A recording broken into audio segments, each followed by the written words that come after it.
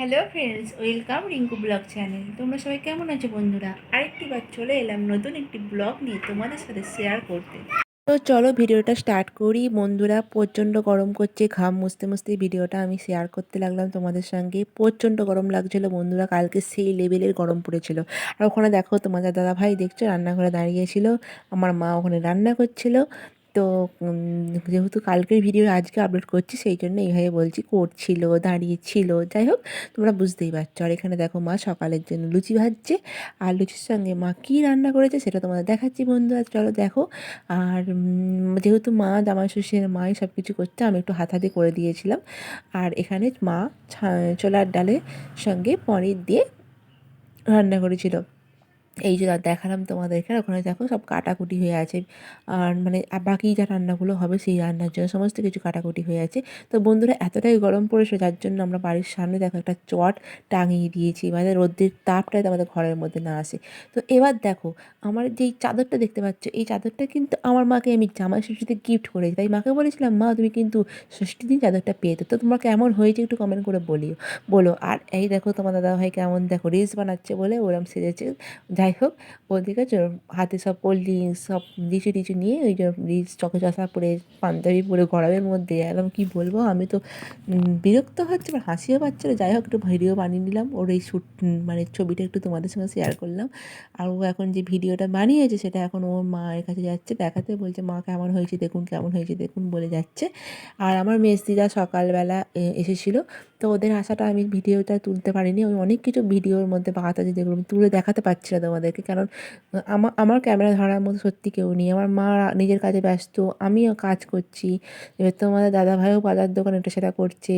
আর আমার ছেলে বাচ্চা, আমার দিদির মেয়েটা বাচ্চা, ওর সঙ্গে খেলতে ব্যস্ত, সেই জন্য আমার যে ক্যামেরাটা কেউ ধরবে সেটা কেউ ধরতেও পারছে না, আর আমি কাউকে বলতেও পারছি না। তো যাই হোক সময় পেলে পেলে পেলে আমি নিজেই একটু ক্যামেরা নিয়ে ভিডিও করছি। এই দেখো আমরা এখন খেতে বসেছি, সকালে যে জলখাবার মা বানিয়েছে সেইটা এখন সবাই খাচ্ছি।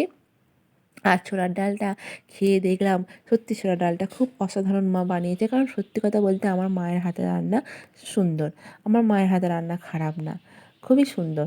আর দেখো আমার মা পিছনে দাঁড়িয়ে আছে, প্রচণ্ড গরম করছিল বন্ধু, প্রচণ্ড।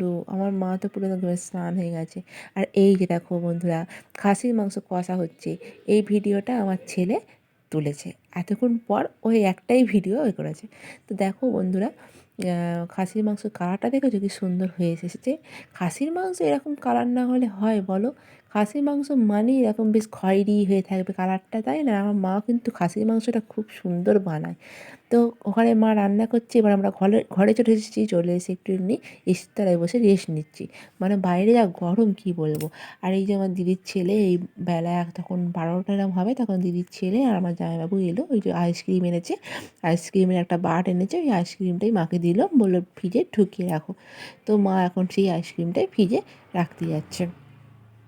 আর ফ্রিজে এতটা পরিমাণে সব জিনিসপত্র ভর্তি হয়েছিল, আইসক্রিমটা কোথায় রাখবে মা সেটাই ভাবছে। আর ডিপ ফ্রিজে রেখেছিল, কিন্তু আইসক্রিমটা তবুও যেন একটু হালকা নরম হয়ে গিয়েছিলো। তো যাই হোক চলো এবার দেখো আমরা ঘরের মধ্যে সবাই মিলে আছি। মায়ের কিন্তু এখন রান্না বান্না হয়ে গেছে, মায়ের সব কাজ হয়ে গেছে, মাও একটু এসির তলায় চলে এসেছে। এত গরম করছে কী বলবো, বাইরে থাকা যাচ্ছে না। তো এই যে সবাই দেখো বাচ্চারা ফোনে নিজেদের ফোন নিয়ে ব্যস্ত, ওখানে আমরা সব গল্প করছিলাম। এবার দেখো বন্ধুরা দুপুরে রান্না যা করেছে মা সেগুলো নিয়ে সব গুছাচ্ছে। এখানে চিংড়ি মাছের মালাইকারি হয়েছে, খাসির মাংস হয়েছে, ফুলকপির রোস্ট হয়েছিল, পটল ভাজা হয়েছিল, চাটনি পাঁপড় তো আছেই, দই এসব তো আছেই। আর কিছু হয়নি, কারণ তোমাদের দাদাভাই আমার জামাইবাবু ওরা অত কিছু ওরা খেতে চায় না, অত মানে ভাজাভুজি শাক হাবজি গুবজি অনেক কিছু রান্না খেতে অত পছন্দ করে না।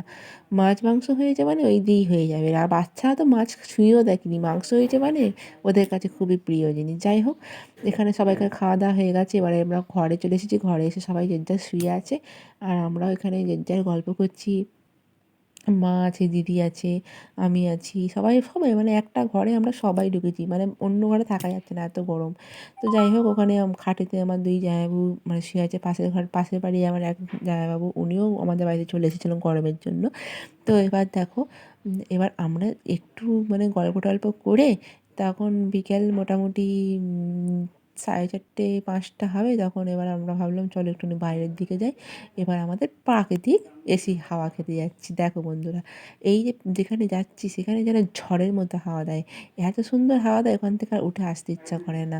ওই জায়গাটা আগেতে কিন্তু ষষ্ঠী মানেই আমাদের বাড়ির ১১টা জামাই যখন ছিল সবাই এসে ওখানে আড্ডা মারত। আর এখন মানে সেরকমভাবে সবাই আসতেও পারে না। জায়গাটা প্রচুর গাছপালা ঘাসে ভর্তি হয়ে গেছে বলে কেউ বসতেও পারে না, অপরিষ্কারই থাকে। তো যাই হোক বন্ধুরা, এখানে বসে আমরা সব আড্ডা দিচ্ছিলাম। আর ভিডিওটা আমি এখানে শেষ করছি। বেশি ভিডিওটা আর বাড়াতে পারিনি। দেখতেই পাচ্ছ। আর যেইটুখানি আমি সময় পেয়েছি ভিডিও তোমাদেরকে দেখালাম। তো কেমন হয়েছে তোমরা অবশ্যই কিন্তু লাইক, কমেন্ট করো আর আমাকে জানাবে ভালো লাগলে।